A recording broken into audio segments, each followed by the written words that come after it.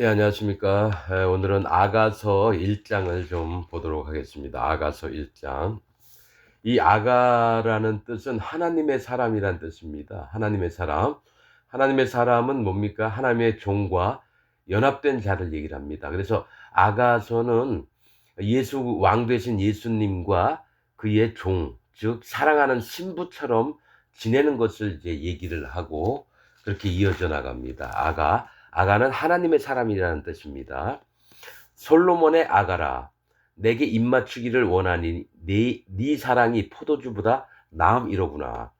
그러니까 왕 대신 하나님 예수님이 하나님의 종과 입을 맞추기를 원한다는 거예요. 이게 뭐냐면 여자는 하나님의 신부되는 것을 얘기를 합니다. 그런데 여자 중에 또 사랑스러운 자 하면 하나님께 가까이 있고 하나님 마음에 합당한 사람을 얘기를 합니다. 그래서 네 사랑이 포도주보다 나음이로구나. 포도주는 기쁨을 얘기를 합니다.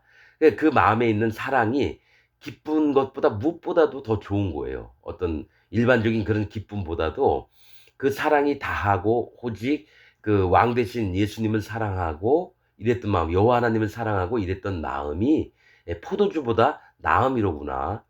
네 기름이 향기로워 아름답고 네 이름이 쏟은 향기름 같으니 처녀들이 너를 사랑하는구나. 성경에서 기름은 성령님을 얘기합니다. 성령님의 인도함을 받고 또 그 마음이 하나님으로부터 받는 그 하나님의 마음을 그대로 받아서 인도함을 받는 걸 얘기합니다. 네 기름이 향기로워 아름답고 네 이름이 쏟은 향기름 같으므로 이게 향이 어떤 그릇에 담겨 있는 게 아니라 완전히 쏟아서 온 방 안에 가득한 쏟은 향기름 같으므로 처녀들이 너를 사랑하는구나. 이 뭡니까? 처녀들은 이 실제로 하나님의 종의 인도를 받아요. 그래서 처녀들을 인도함으로 뭡니까? 그 하나님의 종이 사랑을 받는 걸 얘기를 합니다. 이 사람들 세계에서도 가르침을 받는 자가 있고 또 가르침을 받는 자가 있어요. 가르침을 받는 자가 있고 가르치는 자가 있죠. 그래서 이 가르치는 자를 솔로몬이 그 하나님의 사람으로 얘기를 하면서 예수 그리스도 하나님에게 사랑을 받는 그 관계들을 이제 얘기를 하는 겁니다. 왕이 나를 침공으로 이끌어 들이시니 너는 나를 인도하라. 이건 뭐냐면 하나님의 성도된 자들이 예수님이 나를 침공으로 신부됐거든요. 내가 예수 그리스도의 신부예요. 그래서 침공으로 나를 이끌어 드리는데 너는 나를 인도하라. 즉 내가 예수님께 더 가까이 갈 때에 신부된 자로서 너는 누굽니까? 하나님 종을 얘기를 해요. 하나님 종이 나를 이끌어 예수님에게 데려가는 것을 얘기해요. 왕이 나를 침공으로 이끌어 들이시니 너는 나를 인도하라. 우리가 너를 따라 달려가리라. 이 신부된 여러 처녀들이 뭡니까? 예수님에게 가는데 하나님이 세우신 그 종, 연합된 자를 통해서 이 처녀들을 이끄는 걸 얘기를 합니다. 하나님의 교회 안에 있는 일들을 얘기를 하는 겁니다. 우리가 너를 따라 달려가리라. 우리가 이 처녀들이 너를 인하여 기뻐하며 즐거워하니 이 하나님이 세우신 종을 기뻐해서 달려나가는 거예요. 네 사랑이 포도주에서 진함이니라. 너무 이 앞선 하나님의 종이 하나님의 사람이 여호와 하나님을 사랑하고 예수 그리스도의 그 사랑이 너무 그 사랑하는 마음이 너무 기뻐서 일반적인 기쁨보다 너무 지나칠 정도로 여호와 하나님을 사랑함에 기쁨이 넘치는 걸 얘기해요. 포도주에서 진함이라 처녀들이 너를 사랑함이 마땅하니라. 하나님의 택하신 백성들, 성도들이 이 하나님의 종을 사랑함이 마땅하다라는 거예요. 이게 예. 자, 5절. 이 처녀들은 하나님의 성도들을 얘기하고 너를 사랑함이 마땅하다는 건 하나님이 세우신 앞선 하나님의 종들을 따라가기 때문에 여호와 하나님을 사랑하듯이 또 앞선 종을 따라가면서 그 사랑을 입는 걸 얘기를 합니다. 그 마음으로. 5절 예루살렘 여자들아 내가 비록 검으나 아름다우니 계달의 장막 같을지라도 솔로몬의 휘장과도 같구나. 자, 예루살렘 여자들은 종교인들을 얘기를 합니다. 종교인들. 그러니까 하나님의 세계 안에 못 들어왔지만 하나님을 믿는다고 하면서 거듭나지 못하고 그냥 형식적인 종교인들을 얘기해요. 기독교인들을 얘기를 합니다. 예루살렘 여자들아, 내가 비록 검으나 아름다우니 내가 비록 검다라는 거는 뭘 얘기를 하냐면 내가 하나님 앞에 심판받을 수밖에 없는 자인 것 같으나 그러나 아름다우니 이건 뭡니까? 마음이 자기 스스로 하나님 나는 검다라는 거는 심판받을 세계를 얘기합니다. 그 애굽이 검은 땅이라는 뜻이고 홍수가 넘치는 곳, 둘 다 심판받을 곳을 얘기를 해요. 내가 비록 검으나 내가 비록 심판받을 자이지만 하나님 앞에 마음으로 인정했는데 하나님은 그것을 아름답다라고 여긴다라는 거예요. 아름다우니 게달의 장막 같을지라도 이 게달도 뜻이 검다라는 뜻입니다. 검다. 거무작작한 장막 같을지라도 솔로몬의 휘장과도 같구나. 솔로몬의 휘장은 뭡니까? 영광과 영화가 넘치고 존귀케 되는 걸 얘기를 해요. 솔로몬의 휘장과도 같구나. 내가 일광에 찌었다라는 거는 일광, 햇빛을 얘기합니다. 자, 빛은 예수님이고요. 일광은 성령 하나님을 얘기합니다. 해는 성령 하나님을 얘기해요. 달은 율법을 얘기하고요. 창세기에 있는 얘기입니다. 해, 창세기 1장에 일광에 찌어서 즉 목에 햇빛에 찌어서라는 건 뭡니까? 성령의 인도함을 받아서 거무스름할지라도 즉 거무스름하다는 건 마음을 낮췄다라는 얘기입니다. 검은 자가 뭡니까? 심판받을 자예요. 그러나 거무스름하다는 거는 내가 그 심판을 인정하고 나서 하나님 앞에 마음을 낮췄다라는 거예요. 거무스름할지라도. 그래서 이유기를 얘기를 하자면은 야곱이 라반 삼촌에게 재산이 없다. 내가 아무튼 지금부터는 내가 이렇게 된 자들은 내 거에 될 거다. 누구냐? 알록달록하고 점박이고 거무스름하고 희끗희끗하고 이런 것들은 내 소유가 되고 하얀 것들은 이제 앞으로 라반 삼촌에게 될 거다 했더니 아우 좋다 그랬는데 야곱에게서 나왔다는 것은 뭡니까? 점박이에다 얼룩덜룩하고 즉 뭐냐 자기 자신을 인정하는 자들이 영적으로 하나님 앞에 내가 점박이 내가 심판받을 자입니다 해서 마음을 낮춘 자들은 야곱의 소유가 됐다라는 거예요. 그게 영적으로 그렇듯이 지금 여기 아가서에 보면 거무스름할지라도 일광에 찌어서 성령의 인도를 받다 보면 피부가 거무스름할지라도 즉 내가 마음을 낮출 수밖에 없다라는 거예요. 흘겨보지 말 것은 거뭇거뭇하다고 흘겨보지 말 것은 즉 낮게 보지 말 것은 나를 경멸하거나 나를 조롱하거나 하지 말 것은 내 어미의 아들들이 나를 놓아요. 포도원 지기를 삼았습니다. 자, 내 어미의 아들들은 뭡니까? 거짓자들을 얘기해요. 종교인들을 얘기하고. 내 같은 엄마 뱃속에서 태어났는데 누구는 진짜 하나님을 믿는 사람이 되고 누구는 하나님을 믿는 척하면서 거짓자가 돼서 뭡니까? 나를 자꾸 내쫓으려고 그러는 거예요. 자기들하고 다르니까. 나를 놓아요 포도원 지기로 삼았습니다. 포도원 지기는 교회를 지키는 자입니다. 교회를 지키는 자. 그러니까 포도원 지기를 지키게끔 했는데 뭡니까? 이 거짓자들이 뭐죠?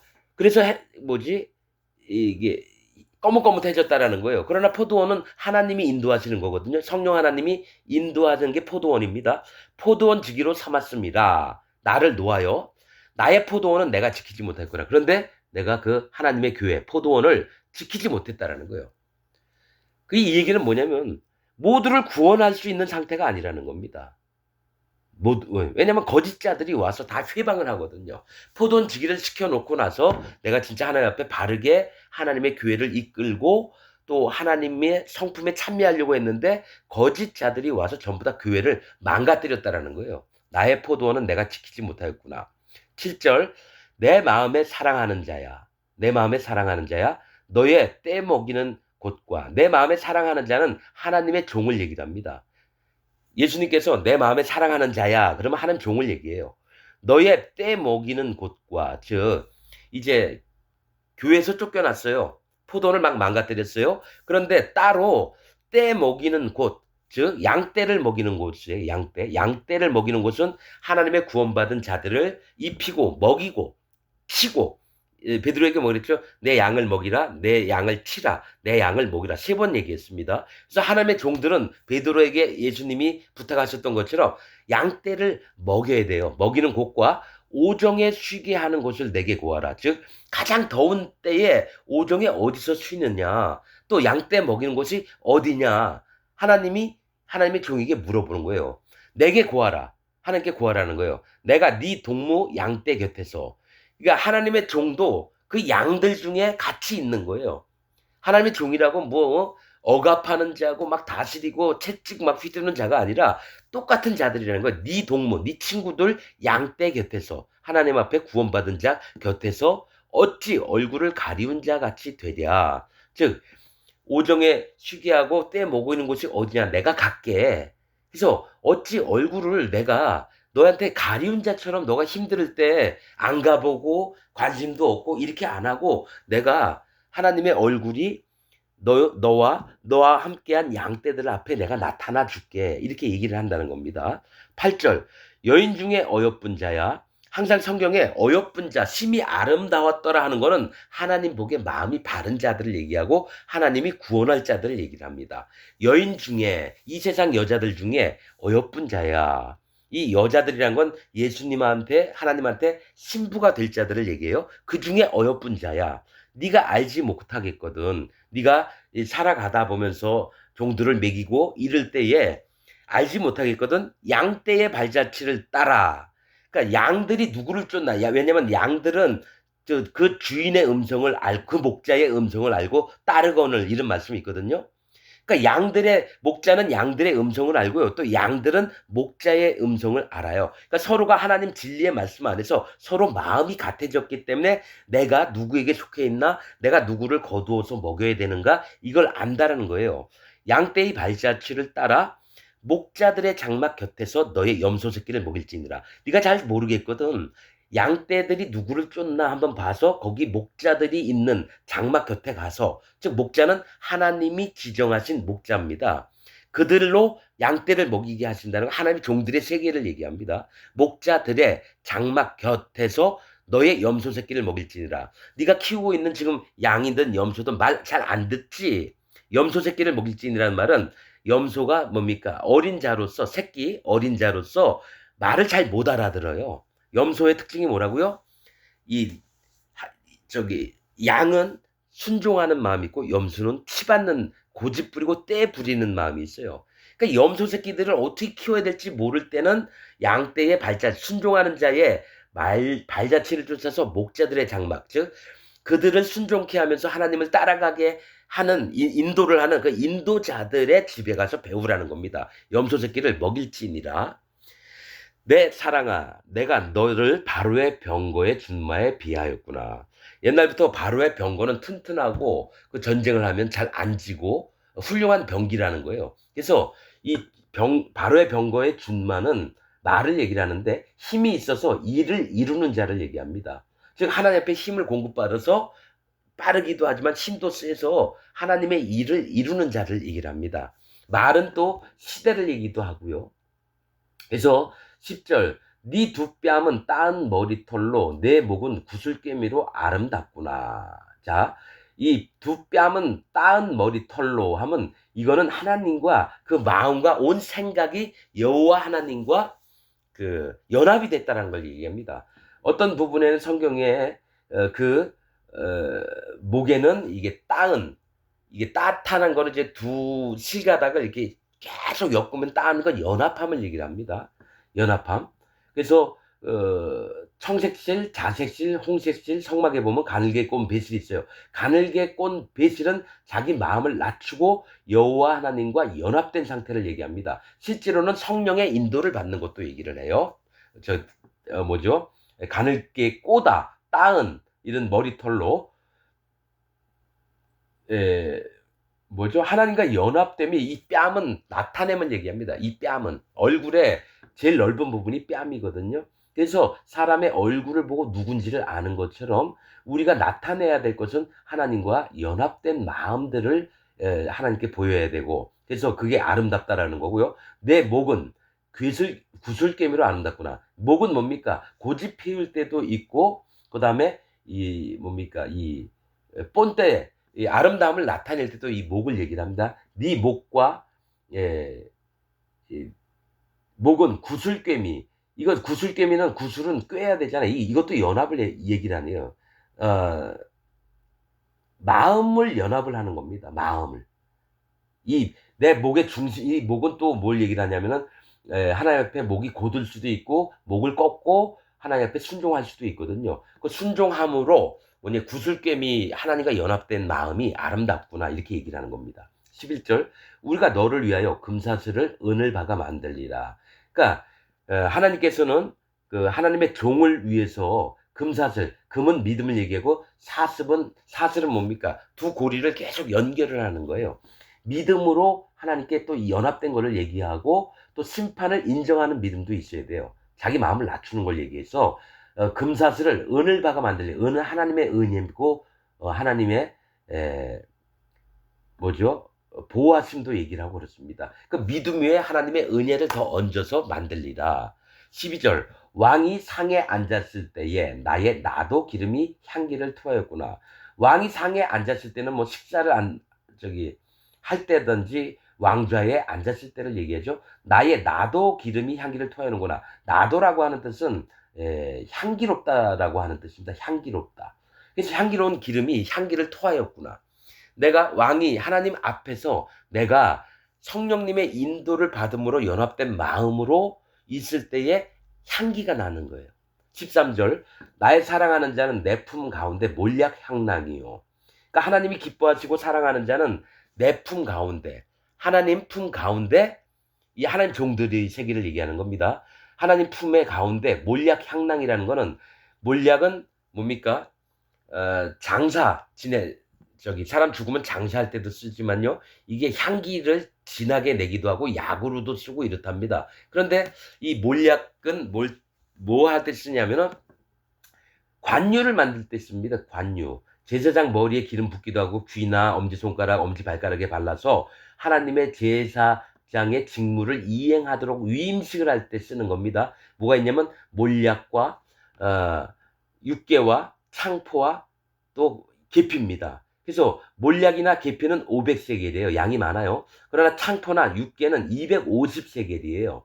이 몰약이 또 예수님께 태어났을 때 동방박사들이 가려온 게 황금과 유향과 몰약입니다. 이 몰약은 낮은 마음 가득한 성령 주머니를 얘기해요. 즉 성령님은 마음이 낮아진 자에게 옵니다. 그래서 예수님의 증거가 그 마음에 오고 그 다음에 성령으로 인치시는 거예요. 몰약 향낭은 주머니예요. 향 주머니. 이 몰약 향낭이요. 사랑하는 자는 내 품 가운데 몰약 향기로워요. 그래서 14절 나의 사랑하는 자는 내게 엔게디 포도원의 고벨화 송이라. 자, 하나님의 택하신 종은 엔게디 포도원의 고벨을 하래요. 엔게디는 염소 새끼입니다. 포도원에는 누가 있냐? 말 안 듣는 자도 있어요. 말 안 듣는 자. 염소 새끼. 그러니까 하나님 편에 들었다가도 또 하나님 말도 또 안 듣고 이런 염소 새끼예요. 양 새끼가 아니라 염소 새끼입니다. 엔게디는 염소 새끼라는 뜻이고 포도원의 고멜화송이구나. 고벨화송이구나. 이 고벨화라고 하는 뜻은 황적색이라는 뜻이에요. 황적색. 그러니까 노란색과 붉은색이 있는 겁니다. 그런데 고벨화송이는 뭘 얘기를 하냐면 적색은 피를 얘기하고요. 황색은 심판을 얘기합니다. 청황색 말이라 그러죠. 흰 말과 그 다음에 흰 말과 검은 말 처음에 나오는 게 백마가 나오고 흰 말이 나오고요. 네 시대가 있잖아요.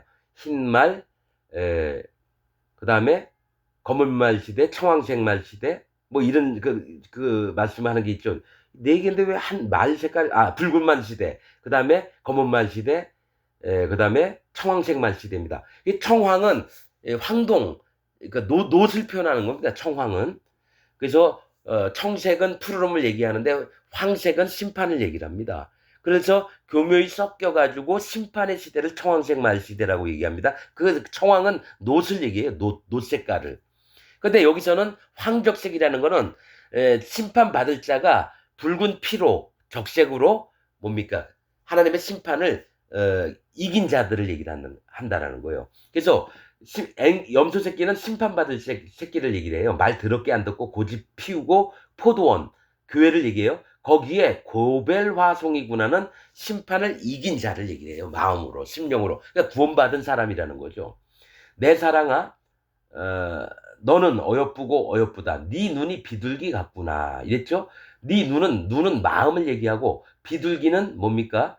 여미마 히브리어로 우는 자라는 뜻입니다. 즉 네 눈, 네 마음은 하나님 앞에 항상 낮아진 마음이에요. 하나님 나는 이 땅에서 어떻게 삽니까? 하나님 나는 하나님 하나님에게 심판을 받을 수밖에 없는 자입니다. 저는 어둠이고 흑암이고 하나님 정말 내 마음에는 죄악이 가득한 자입니다. 하나님 어찌하겠습니까? 제발 나 좀 살려주세요. 이게 비둘기라는 거예요. 네 마음이 비둘기 같구나. 또 비둘기는 연약해요. 그래서 정결한 새에 속하는 겁니다. 하지만 하나님이 비둘기 얘기를 계속하는 거는 뭘 얘기를 하냐면 우는 자, 즉 심령이 마음이 하나님 앞에 완전히 낮아진 자, 그래서 구원받을 심령이 된 자들을 얘기합니다. 네 눈이 비둘기 같구나. 16절 나의 사랑하는 자야 너는 어여쁘고 화창하다. 우리의 침상은 푸르고. 하나님이 종이 하나님 보시기에 너무 아름답고 사랑스러운 거예요. 너는 어여쁘고 화창하다. 우리의 침상은 푸르고. 우리가 함께 누울 장소는 푸르고 생명력이 있다라는 거예요. 푸르다라는 건. 그다음에 우리 집은 백향목 들보요. 백향목은 하나님이 기뻐하시는 나무입니다. 쭉쭉쭉 20m, 30m 막 되게 크게 길이가 올라가나 봐요. 그래서 모양이 들보라고 하는 거는 뭡니까? 기둥이 있으면 그 위에 얹혀지는 게 들보예요. 위에 뭡니까? 서 있는 것보다는 하나 옆에 누워서 하나 옆에 마음 자체를 낮춘 자를 얘기합니다. 백향목 들보는. 또 잣나무 석가래로구나. 잣나무도 노아의 방주를 지을 때 배가 잣나무입니다. 하나님이 또 이거 인정하시는 나무예요. 백향목, 잣나무, 종려나무 이런 것들은 하나님이 기뻐하시는 나무입니다. 상수리 나무도 그렇고 그러니까 생명력이 있는 나무. 잣나무 석가래라고 하는 거는 뭡니까?